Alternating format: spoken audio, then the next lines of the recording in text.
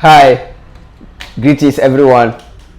This is the Stratford Africa channel, and you are welcomed once again to one of our series we do on here. All we do here is talk about football related stuff, share our opinions, and just discuss the game you all like and love to support. You understand? So football in general, and more specifically Manchester United. What dominates on here more is all about Manchester United. So today in this video we are here to do one of our usual United talk episodes. So on this episode today, the main topic for discussion is that we are here to talk about our pre-season so far. You know, following the end of the Euros, teams have resumed pre-season, and likewise Manchester United players are also back to start preparation to get themselves ready for the upcoming fresh season. You understand? Yeah, so that is what we are about to talk about, and there's loads of stuff to discuss today. You know, ever since the players came back, a lot has been happening at the club, a lot of news releases and headlines here and there. So today in this video we will take a good look at players back for camp for pre-season training, as I said earlier, and then we also look at player pursuits and transfer news. And then also there has been a new appointment onto Ole Gunnar Solskjaer's backroom staff. This is really what is going to dominate this video today. You know, there has been an appointment onto his coaching staff. Which role, who is he, what role is he intended to perform? Those are the stuff we'll be looking deep into. And then also we will take a slight look at the Pogba issue, the Varane deal, and also Jesse Lingard, and there was also a headline that broke that United or Ole Gunnar Solskjaer is looking to change formation going into next season. You understand? So that being said, before we move into the details, let me use this opportunity to thank you all for your support, and also encourage you all to keep supporting. If you haven't subscribed, please subscribe and smash the like button on the video and share the video to anyone else who want to join the community. You understand? So as I said earlier, players are back for pre-season training, and unfortunately for us, Manchester United, a lot of the players that are back right now can be considered as the fringe players. It's mainly dominated by the fringe players, those who are out on loan and the academic graduates. You understand? A lot of the first team players are still on holiday due to their involvement in the just ended Euros. You understand? Even though things are going well at the camp, but I would have wished a lot of our first team players to be there throughout the whole preseason. But due to circumstances beyond their control and the club's control, they will have to go on holidays and come back later. But that being said, a lot of them are due back from next week going. People like Fred, Pogba, Bruno Fernandes, they will be back around 30th July to 1st August, there and thereabout. You understand? With a few of them also, their return has been delayed, like the English players, because they really stayed into the tournament all the way to the final, so their holidays has to be extended more than those who exited earlier. So that being said, I think that is the situation there. A lot of first team players are still on holiday, and pre-season for now has been mainly dominated by fringe players and academic graduates. You understand? But that being said, a lot of these fringe players, they did well in their first pre-season game against Derby County. They played and they won the first game. The game ended 2-1 in favor of Manchester United, with Tahith Chong and Facundo Pellistri were those who got the goals for us. You understand? So everything is really going well. And also player pursuits and transfers. You know, Jadon Sancho has been signed, and the announcement is expected very soon. And then also there are also rumors that are linking United to a lot of players. So we will look at details into that. Key among them, and the one dominating the headlines this week, has been the Rafael Varane from Real Madrid to Manchester United rumors. You understand? So we shall look more details into it. And then also during the early days of pre-season, a new appointment was made onto Ole Gunnar Solskjaer's backroom staff. I mean his coaching staff. A new person has been appointed in addition to those who are already there. And who's this guy? His name is Eric Ramsay. He's called Eric Ramsay. He's a very young, highly rated British coach. I think rumors has it that he's one of the most exciting football brains that are growing up in the British what's the name, geography, you understand. So he's very, very highly rated, and a lot of people rate him, and his football knowledge and his coaching ability is very, very much appreciated by a lot of the football people. So this guy is also said to be very, very well known by McKenna, Ole Gunnar Solskjaer's assistant coach, you understand. It appears he was his mate or his course mate when they were all doing their coaching badges or something like that. So Ole himself said it in his interview about the announcement of that appointment. He said he's someone they know from before, and Karim McKenna is very, very close to him. So they are hoping that closeness and that bond will help them kick the club from this level to the next level, you understand. So this guy has loads of experience under his belt. He started working in 2017 at Shrewsbury Town. He was the head coach of their youth program, you understand. Then he performed this role for some time. He was later promoted to as the academy manager, and then from the academy manager he was also promoted to become the assistant coach of their first team, you understand. So he's really done a lot since 2017 at Shrewsbury Town, and then from there in 2019 he left, and then he joined Chelsea. He worked with Chelsea's under 23 squad. So and currently that is where he has come from, straight into the Manchester United first team setup, you understand. So he was very, very highly rated in Chelsea. If you follow Chelsea's academy very well, you realize that they have loads of talent and they play very, very well. And the academy is very, very dominant in the youth football. They win a lot of stuff, even European Championship over the years. They have been winning at the youth level. So this guy has been there since 2019. And what are his special qualities? Eric Ramsay, as they say, specializes in set pieces and build up under pressure, or pressure build ups. And this is exactly what United has appointed him to take care of. He's expected to work for within one-on-one player, one-on-one situations, and then also take absolute control of the team set piece defending and set piece attacking. And he will also help in the team build up, how to build up under pressure and not lose the ball, you understand. There has been a video of him circulating around on social media where he was teaching the young some few lads how to do that, how to move together when you have the ball, how to react quickly when you lose the ball, and stuff like that. So he's very, very, very highly rated, and as Ole himself said, they are looking forward to working together with him so that he can help improve the players and improve the way United play. So, and in my opinion, this particular move is a very, very, very crucial one. It's very, very important. It's just as crucial as United signing a world-class player. But this will go under the radar because the man is not a football player. He's just coming to join the backroom staff. But if you look at the problem he has been appointed to come and try and help us solve, it has been a very, very, very, it's been a very, very, very, very crucial, what's the name, situation, you understand. Take the issue of set pieces for example. Take the issue of set pieces for example. Like when you look at the goals United has been conceding of late, a lot of those goals have come from set plays, you understand. And they didn't even start now. Ever since the Louis van Gaal era, a lot of the goals United were conceding has been from set plays.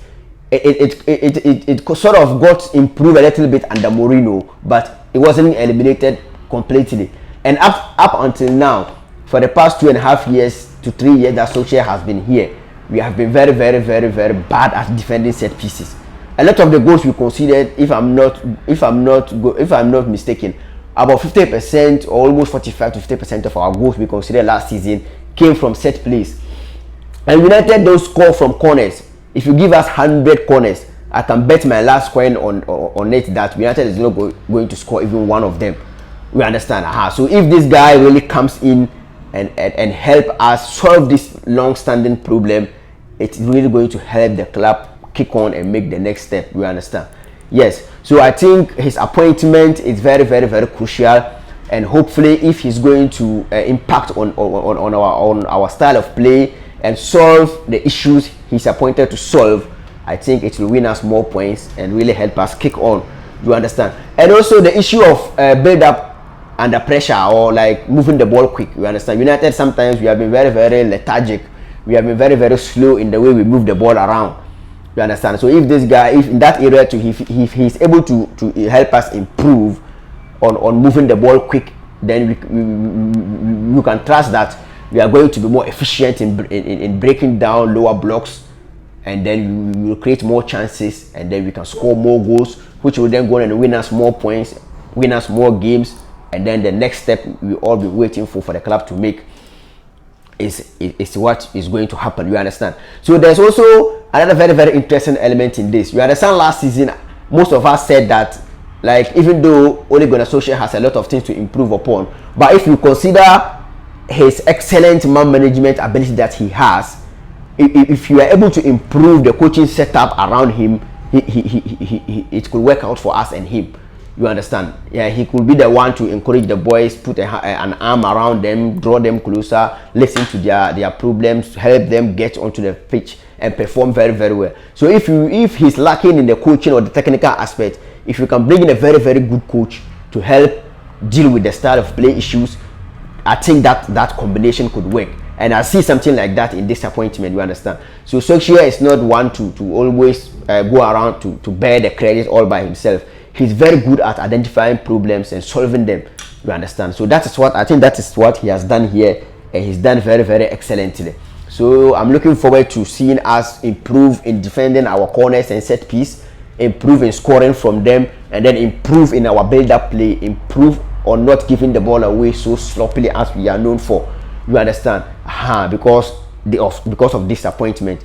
If he's bringing his fresh ideas on board, and then Solskjaer manages to get the players to buy into it and then kick on, that will really help us going forward. So as I said earlier, Eric Ramsay's appointment is very, very crucial, but a lot of people are going to brush it under the carpet. But it is something that is very, very exciting to me, and it brings back the memories of my club acting as a serious football club and wanting to win again and become the top club it used to be. You understand? So that gives me excitement going into the upcoming season. I'm really excited going forward, because a lot of the issues that was worrying us last season, serious steps has been taken to try and iron that out. And if that is done, the next step will eventually be taken. You understand? So moving on, as I said earlier, United are also looking to add 1 or 2 players to the squad. There's been rumors flying in here and there. A lot of midfielders have been linked to Manchester United. You understand? And then also Rafael Varane is the most likely deal that will happen in these days. You understand? He's understood to have told Real Madrid very clearly that he's not willing to renew his contract with them. He has only 1 year left on his deal, and he's looking for new challenge elsewhere, and he would like to experience the Premier League. United have approached him with an offer, according to Fabrizio Romano, who is a very, very top tier journalist when it comes to transfer news. And he has put that out not once but several occasions, that Varane will be ready to accept United's deal, provided United is able to strike out an agreement with Real Madrid. So that in the area of transfer news, I think that is a very, very major development there. So in the Rafael Varane deal, we are only waiting and waiting for the clubs to try and negotiate and agree on a deal. So rumors has it that Madrid will be looking for around 55 to 60 million euros, and then United is also hoping to get the deal done for around 50 million to 45 million euros. So there's around 5 million euros gap in their valuation. So they are still negotiating to try and iron that out. So hopefully the Varane deal gets done soon, and then another midfielder comes in. Rumors has it that United is also looking to sign another midfielder, be it a central midfielder or a central defensive midfielder. We don't know yet, because the name that has been thrown around comprised of different caliber of players. You understand? CDMs, central midfielders, attacking midfielders, and all of that. So they include the likes of Goretzka from Bayern Munich, Saul from Atletico Madrid, Declan Rice and Camavinga from Stade Rennais in France. That lad is also a very young, exciting kid, and according to Fabrizio's report, he's someone who United are very, very interested in, because his talent excites them and they would like to have him. And there are also contradicting rumors that suggest the guy will prefer a move to Spain instead of the Premier League. You understand? So that is the situation there. And then moving on, also Goretzka to Christian Falk the other day tweeted out that United has offered him a better contract than Bayern Munich are offering him right now. So now the next step is now for United and Bayern Munich to open negotiations to see whether they can agree on a fee or not. You understand? His deal is up next summer at Bayern Munich, and Bayern Munich are not willing to give him the wages he's demanding. And rumors has it that Manchester United has gladly offered that. So now it's now left with negotiation between the club and Bayern. And others also hold the view that Goretzka is never going to come to Manchester United. He's only using us as a small screen to get the contract he wants from Bayern Munich, just like Sergio Ramos did some time back. So there are interesting scenarios there. So let's wait and see how everything else pans out. So that being said, I think there's also the Lingard situation. He played in our first preseason game and he did well. He came on, he was looking sharp, he was looking bright. He nearly scored from a very nice scale that hit the bar. And then also there are also rumors that he might leave United and what have you. But Solskjaer came out after the game to say that Lingard is still in Manchester United's plans, and he's a fighter. He's looking to fight for his place in the team in next season. That doesn't really excite me that much though, because I think if Lingard stays, it's not going to be the best decision that he would have taken for his career, because he's at a level where now he's too good to be on Manchester United's bench, and he's not too good to be in our starting 11. So the best decision will be for us to part ways. If you can get around 30 million to 25 million pounds off him, it will be good to go, because he can also go to clubs like, he's just like an Everton player, like West Ham, Wolves, what's the name them, Leicester City level. He's not at Manchester United level right now, because he can't bench Pogba, he can't bench Bruno Fernandes. And on the wings now that Sancho is coming in, competition for places is going to be really tough, unless of course he will accept to be a rotation player, a squad player. That I don't think he will agree to do. You understand? And then also his career, he needs to play more games. He's almost getting to the latter part of his career, so it won't be advisable for him to remain at United and keep sitting on the bench. You understand? So that being said, I think Lingard needs to go, and United should be looking to move him on and get money so that they can invest in other areas. There's also Paul Pogba's situation. Pogba also has 1 year left on his contract, and there are rumors that he has rejected a £350,000 a week deal from Manchester United, and he's looking to move to Paris Saint-Germain. And they are also looking and negotiating with his agent to try and reach agreement on personal terms and see whether they can sign him. And United are holding out for about £50 million for him, and the rumors has it that PSG are only willing to pay around £45 million. So let's hope and see whether Pogba stays or leaves and what the clubs will do there. And if he leaves, it's going to be a big worry, because I don't trust this board or this club to replace him very well, because we have always taken long time to replace our good players. It's only this summer that we have signed an out and out right winger to try and solve our right wing issue. That issue has been outstanding for years. You get it? So that being said, I think pre-season has started, and a lot of French players are in camp. A new appointment was made on Ole's coaching staff to try and address some issues in the way we play, and then also new players that we are looking at adding onto the squad, and then also players who are capable of leaving or who are looking to leave the club too. We have mentioned that. And then also there's also a rumor of change information. You know, Solskjaer has played the 4-2-3-1 for the past 2 years now. There has been rumors that he's looking to change to a more attacking 4-3-3 with an extra attacking player on the pitch, which he played during his time as interim manager anyway. You understand? So it is some. I believe there were some circumstances that forced him to change and revert back to the 4-2-3-1. Key amongst them was the Spurs results last season. So rumors has it that if he really gets the needed signings, then he might revert back to his preferred 4-3-3, and that will require a very informed Matic or an out and out ball playing central defensive midfielder. So let's wait and see whether the club gets him that or not. And there's also stories that is emerging that Rashford is preparing to go and take his surgery, which is very exciting. and I think he's doing this at the wrong time. What was his role at the Euros? He virtually played nothing for England, you understand? So he should have withdrawn just like Greenwood did and go on and have the surgery. By now he would have been about 4 weeks or 5 weeks into recovery, which would have put him in a better place for us and him. For now, he will go on and do the surgery by the end of this month, and it will take him about 12 weeks to recover. So he'll be coming back around October, November there. You understand? So that won't do him any good. He shouldn't have gone to the Euros. He should have stayed back and treated his injury. You understand? So let's wish him all the best and hope he has a successful surgery and recovers and comes back better than he is right now. He has not been playing fully fit for about 2 years now, so and his numbers has been good. So imagine a fully fit Rashford. Let's wait and see what he can do. You understand? So that being said, I think this is all that we have lined up to be discussed in this video today. Let me know what you think about all the topics we have touched on in the comment section, and please don't forget to subscribe if you haven't, and share the video, share the links, and invite more people into the community. So that being said, I think I will have to end this video here and wish you all the best, and thanks once again for your support. Until we meet again next time in our next video, have a nice time and a very, very, very nice happy Eid to all of you.